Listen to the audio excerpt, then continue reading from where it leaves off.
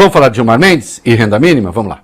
Vamos lá, então. O ministro do Supremo Tribunal Federal determinou ontem que os recursos destinados ao pagamento de benefícios para garantir uma renda mínima aos brasileiros, que eles fiquem fora do teto de gastos. Segundo o ministro Gilmar Mendes, dinheiro necessário para o Bolsa Família de R$600 se enquadra nessa regra e pode ser obtido pela abertura de crédito extraordinário via medida provisória, via MP. Decisão do magistrado atende a um pedido feito pelo partido Rede Sustentabilidade. Essa pode ser uma alternativa à PEC da transição. A gente vem falando isso aqui no programa. A PEC da transição, que já foi aprovada no Senado, mas que está meio travada na Câmara. No fim de semana, o presidente eleito Lula se reuniu tanto com o presidente da casa, o Arthur Lira, como também com o relator da proposta, o deputado Elmar Nascimento. A expectativa é que a PEC seja votada nessa semana. Os bolsonaristas... Nós falamos sobre mamíferos que babam, né? Os bolsonaristas babaram, né? Que é um esporte que eles têm aí, né? Aliás, poder fazer um campeonato de baba. Olha, a concorrência é dura. Reclamaram, Gilmar, e aqui nós vamos ter que explicar as coisas. Vai, vamos lá. Vários deles se manifestaram nas redes sociais, deixaram eles irados, essa decisão do ministro Gilmar Mendes. O deputado Eduardo Bolsonaro foi um deles. O filho do presidente escreveu o seguinte nas redes: o Brasil não vive uma democracia, não há separação de poderes, essa insegurança jurídica afasta investimentos que, por sua vez, levam empregos embora. Quem mais sofre é o pobre. O também bolsonarista pastor Marco Feliciano usou o Twitter e afirmou: e mais uma vez o STF legisla. O parlamento se ajoelhará mais uma vez? Questionou. Dois ignorantes rematados. Nossa, como vocês são ignorantes. Ou, ignorância industriada ou real, não interessa. Né? O que eu mais fico encantado é ver o Eduardo Bolsonaro preocupado com os pobres. Né? Não está legislando nada. Deixa de falar porcaria. Deixa pela porcaria, o titio explica. Não para vocês, que vocês não querem aprender nada. Aliás, se estiver assistindo, nem sei por quê, porque precisa estar disposto a aprender. Né? Precisa estar disposto a aprender. Aqui, assim, aqui não dá para aprender nada nesse programa se tiver com os dois pés no chão e as duas mãos também, como dizia Ivan Lessa. Né? Então o programa não é para vocês. Até porque vocês têm alternativa. Agora, querendo aprender... Então, vamos lá. Em 2004, o Congresso aprovou, para ser aplicada a partir de 2005, a Lei 10.835, que é o da renda mínima. Renda mínima de cidadania. Aquela proposta do Eduardo Suplicy. E isso nunca foi regulamentado. Como tinha os programas de renda mínima, Bolsa Família, depois veio aí no caso do Bolsonaro, Auxílio Brasil, ficou meio assim, então tá aí, é meio isso aí. Agora, o que se decidiu ali é que os brasileiros tinham direito a uma renda mínima. E que isso era uma obrigação constitucional. Porque está na Constituição. Como não se aplicou nada, como não teve a lei, em 2021 houve um mandado de injunção. O que é o mandado? O ano passado, o mandado de injunção, movido pela Defensoria Pública da União, é assim, olha... Tem um dispositivo legal que não está sendo cumprido. E tem de cumprir. Quem é que vai cumprir? Tem de cumprir, o Congresso. O governo tem de cumprir isso. Né? O Congresso já votou a lei. A União tem de aplicar. O relator foi o ministro Marco Aurélio. Então, eu decidi que tinha de pagar o auxílio emergencial. Diante da inexistência da clareza para pagar, eu disse que se pague R$ 1.045 aos brasileiros. Para todo mundo? Do jeito que estava lá, seria para todo mundo. E olha que votaram com ele, o Edson Fachin, a Rosa Weber e o Ricardo Lewandowski. Aí o Gilmar falou, pera, do jeito que está, é 1.045 para cada brasileiro. De onde sai o dinheiro? De onde sai o dinheiro? Então se assentou, e ele teve 6 outros ministros com ele, seguiram o voto dele, o Toffoli, o Alexandre de Moraes, a Carmen Lúcia, o Nunes Marques, o Roberto Barroso, o Luiz Fux. formando 7 votos, que é o seguinte: este programa atenderia as pessoas em situação de pobreza e extrema pobreza. E o governo ficaria encarregado, então, de criar as condições para esse programa. Criou-se? Não, o programa propriamente não. Você tem, insisto, tinha o Bolsa Família, que depois virou Auxílio Brasil, mas o programa, propriamente, não. Esse programa de renda, digamos, ele vem e cumpre e tapa esse buraco. Aí nós vivemos a circunstância, então atenção ao Feliciano, ao Eduardo Bolsonaro, o Gilmar não está legislando nada.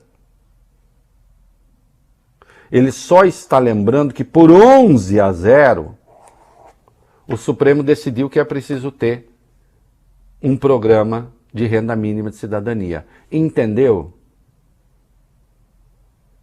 Para cumprir o que está disposto na Constituição, Eduardo. Que o Vale Bene vai procurar agora o artigo 3º da Constituição, o Eduardo, artigo 3º, o inciso 3 do artigo 3º.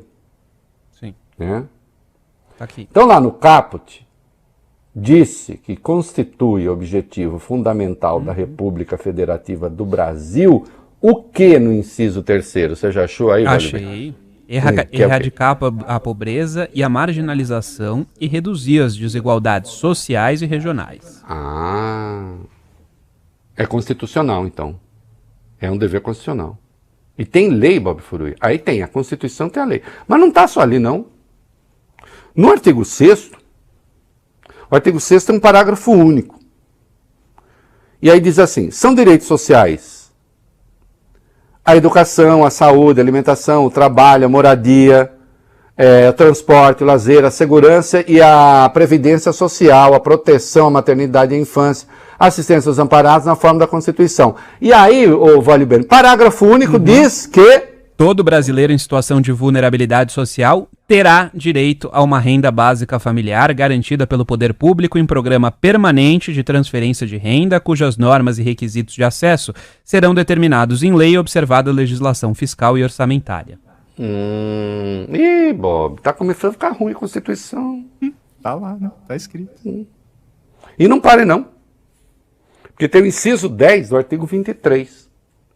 Que fala que é competência da União, dos Estados, do Distrito Federal e dos municípios, no inciso 10, o quê, ô Vale Bene? Combater as causas da pobreza e os fatores de marginalização, promovendo a integração social dos setores desfavorecidos. Que parte o pastor Feliciano não entendeu. O pastor Feliciano lê a Constituição tão bem como ele lê a Bíblia. Porque se lesse bem a Bíblia, é saber que certas coisas que ele defende são incompatíveis com valores cristãos, com a devida vênia. É uma discordância que temos. Não vai ficar zangado, né? O senhor que defende tanto a liberdade de expressão. Não conhece a Constituição. Aí nós vivemos a circunstância objetiva agora, e aí é por isso que o Randolph apelou ao Gilmar, porque o Gilmar, como o Gilmar ganhou, o voto do Gilmar foi o que ganhou, o que acontece nas votações do Supremo? Você tem um relator. Se o relator perde no voto, Vale Bene, quem é que vira o cara que vai redigir o acórdão? Aquele que ganhou. Ele vira o relator, digamos assim. É assim o Bob Furry. Aí o Randolph diz, espera aí, com tudo isso que foi votado, com tudo isso que está acertado, mandado em injunção, e nós corremos o risco de ficar sem o dinheiro do Bolsa Família o ano que vem? Porque e se a PEC não for aprovada? Aí já tinham falado, bom, aí tem que ter uma medida provisória abrindo crédito extraordinário. Mas o Lira disse, não, cuidado, porque como é uma medida constitucional, o teto está nas disposições transitórias da Constituição. Está a Constituição, aí vai fazer por medida provisória, pode dar problema. Aí o Gilmar disse, não, dá problema não. Conforme aquilo que nós votamos, já está votado por 11-0 A divergência foi só quanto ao valor. Por 11-0 nós decidimos que isso é um direito constitucional. Aliás, está na Constituição, como vocês acabaram de ver. Aí ele diz, então pega a grana do precatório, inteira aqueles R$600 e esse dinheiro pode ficar fora do teto de gastos. Isso não depende de PEC. Portanto, se o Lira resolver criar confusão com PEC, com não sei o que e tal, o pagamento do Bolsa Família, que era a coisa mais grave, está garantido.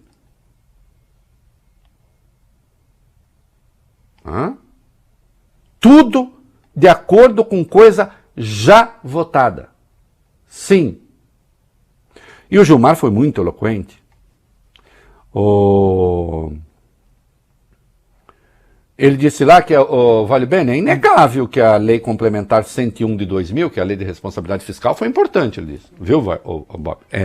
Foi importantíssima. Mas ele diz o seguinte, isso aqui deve ter gente que ficou com uma urticária, para não falar de outra coisa. A instituição de normas de boa governança fiscal, orçamentária e financeira, entretanto, não pode ser concebida como um fim em si mesmo. Muito pelo contrário, os recursos financeiros existem para fazer frente às inúmeras despesas que decorrem dos direitos fundamentais preconizados pela Constituição. Nesse contexto, urge a necessidade de desenvolvermos semelhantes mecanismos. Atenção, não vai tremer, Bob Furui, não vai tremer, vale bem. Eu sei que vocês são no mercado financeiro, vocês começam a ter. Atenção, urge a necessidade de desenvolvermos semelhantes mecanismos no âmbito da responsabilidade social.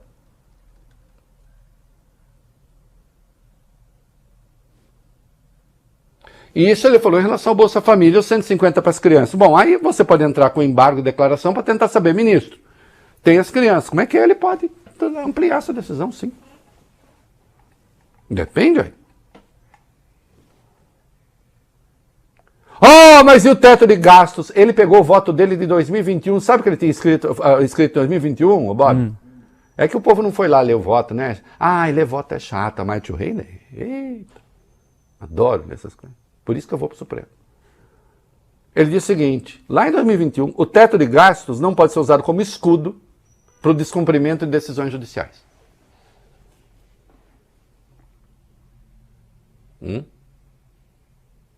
Então, a chantagem...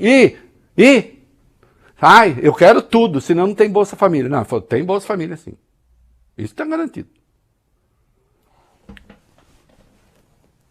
Precisa suspender a negociação? Eu acho que não. Acho que não.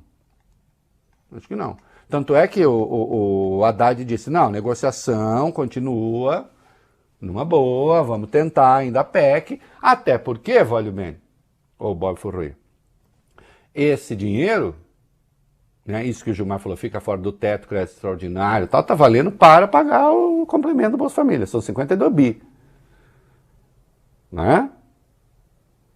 Mas ainda tem a grana das crianças, tem o dinheiro que precisa para o Ministério da Saúde, então tem que continuar a negociar.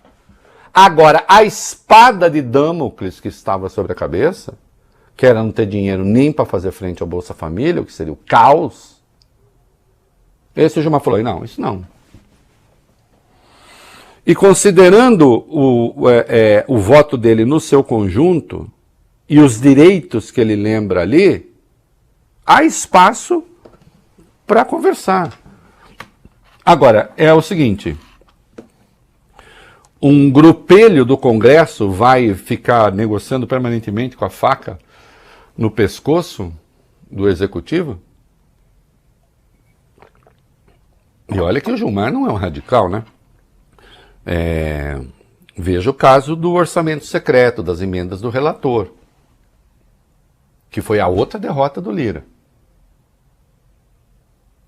A outra derrota. Que também não vai ser tranquilo, não. Não vai ser tranquilo, não.